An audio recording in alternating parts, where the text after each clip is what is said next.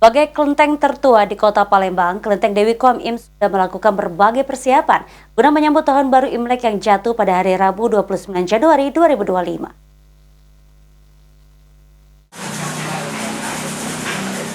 Menyongsong Tahun Baru Imlek yang jatuh pada hari Rabu 29 Januari 2025, Kelenteng tertua di Kota Palembang, Kelenteng Dewi Kwan Im mulai menampakkan kesibukan.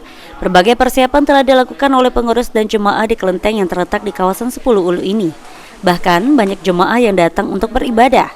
Salah satu pengurus Kelenteng Dewi Kwan Im Palembang, Suhardi Kasim, mengatakan persiapan yang sudah dilakukan berupa pengecatan, pembersihan kelenteng untuk sembahyang hingga pemasangan lampu lampion.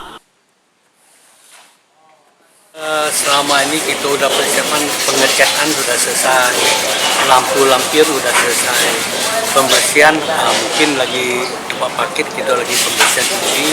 Nah di sini yang mereka garu-garu ini untuk persiapan untuk sembahyang.